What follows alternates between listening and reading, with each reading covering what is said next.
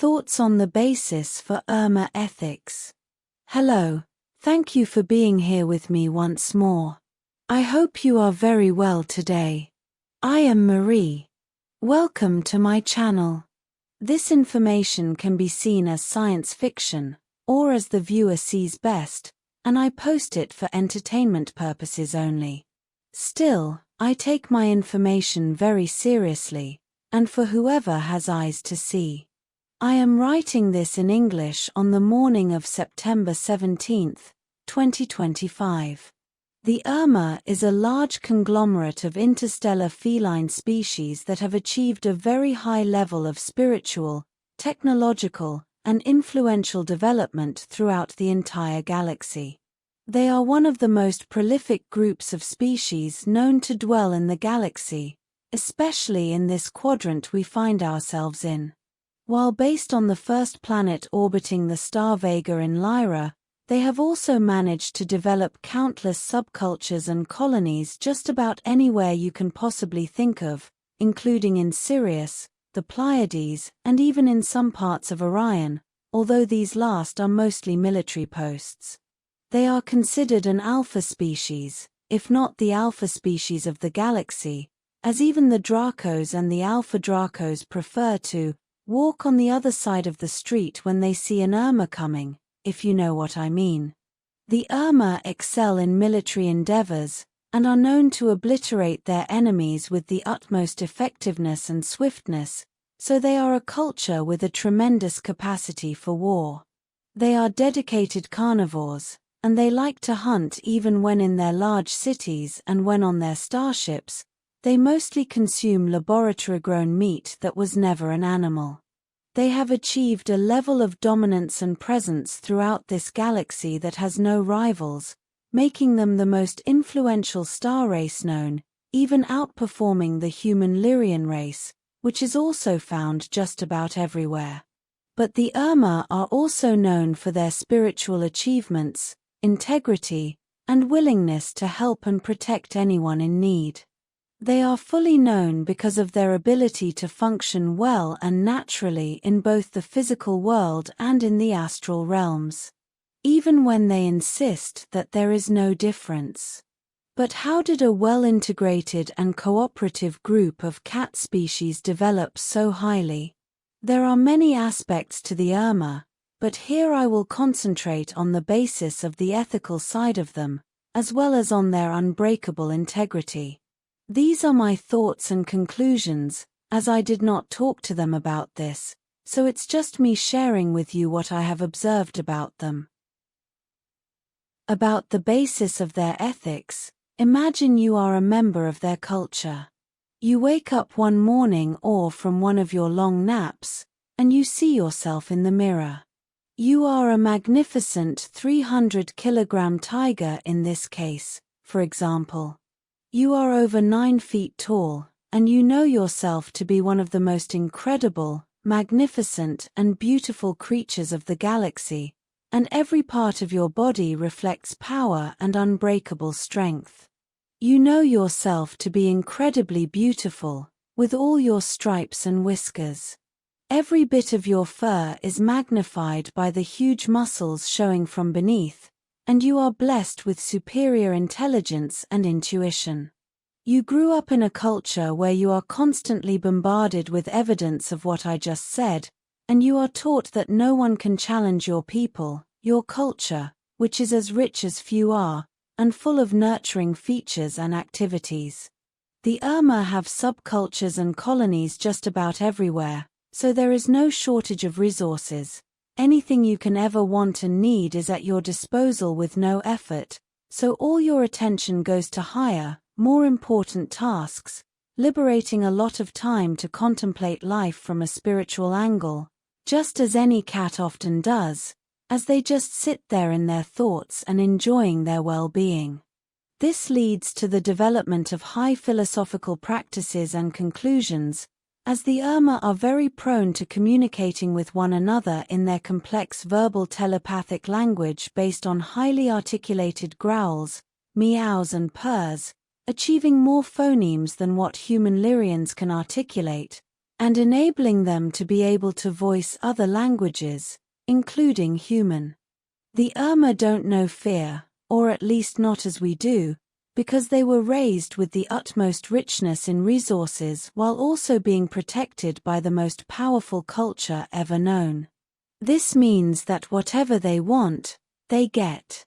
Furthermore, whenever someone, or another culture, for example, wants to challenge their supremacy, wants to steal their resources or is being abusive towards them, they have the capacity to obliterate their enemies with such superiority that they hardly find anything a challenge anymore.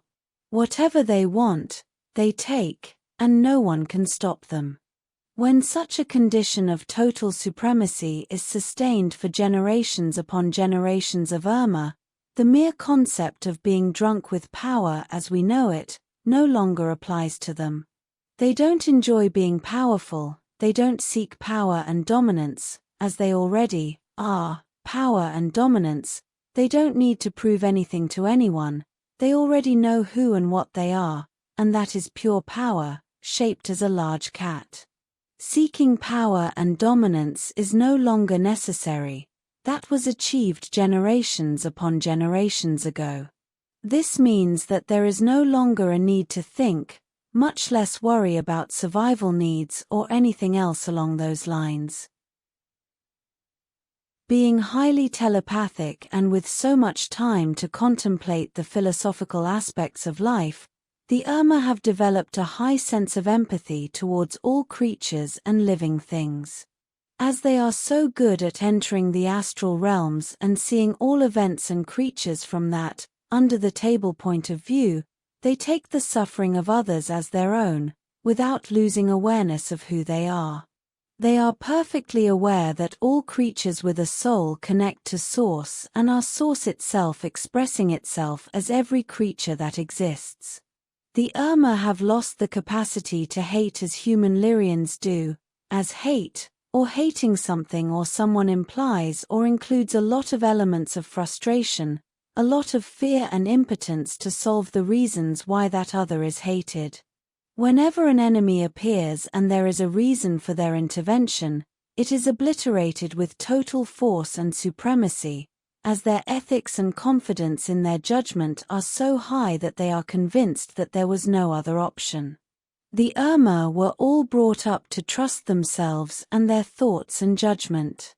Such a powerful creature in such a rich culture and environment, and their propensity to engage in philosophical endeavors, will inevitably develop very high ethics and integrity. Being so powerful in every aspect, and for so long, and having developed such an astral capacity, inevitably will cause their empathy for others to become extremely high, thus the suffering of others becomes their only weakness. The only way the Urmah can experience despair, impotence and fear is by looking through the eyes of other creatures they are empathetic with, creatures that are not as blessed as they are. Adding to this, as just about everything in their life and culture is solved, the only way such a strong creature as an Urmah can continue being so, without falling into the seemingly inevitable consequence of living in a challenge-free environment, is to go help others. As the saying goes, hard times create strong men, who create good times, and good times create weak men, does not seem to apply to the Urmah. Their range of influence around the galaxy is so large that they inevitably run into trouble, even more so when they engage in protecting all cultures and species in need. And even when peace reigns in their home planets. With such power, they no longer have the urge or the necessity to be an abusive species, even if they have the potential to be one, perhaps the most horrible species in the galaxy. They chose the other road, to become the ultimate protectors. To become the light being and not the monster. All because of their empathy, which has become so large, at least partially because of their vast understanding of the astral realms and how everything and everyone connected there. Thus, the Urmah can't stand abusive people, cultures, or species. as they know that more can be achieved through good cooperation, as they have demonstrated being so prolific and being present in a non-invasive way all around the vast galaxy, as they have managed to help other star races, respecting and guiding them towards becoming positive, empathic, holistic societies, like they are. The Urmah have managed to set colonies and alternative Urmah planets and societies all around the galaxy without invading others. On the contrary, their presence is always seen as an enriching factor for everyone. And I have seen this firsthand in the Alcyone Council, as the Hyadian Urmah from Merope have been nothing other than providers and protectors for the rest of the civilizations in the Pleiades, and recently, the gateway to legally setting the Triad alliance between Antaria, the Alcyone Council, including Taygeta, and the entire Urmah conglomerate.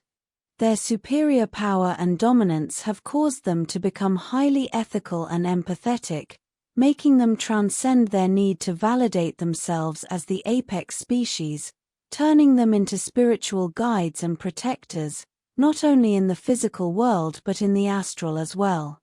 Having nearly unlimited power did not turn them into the ultimate monsters, it turned them into light beings, guides and protectors of weaker species. This will be all for today. As always, thank you for watching my video, and for liking, sharing, and subscribing for more. It helps this channel grow a lot. And I hope to see you here next time. With much love and appreciation, your friend, Marie.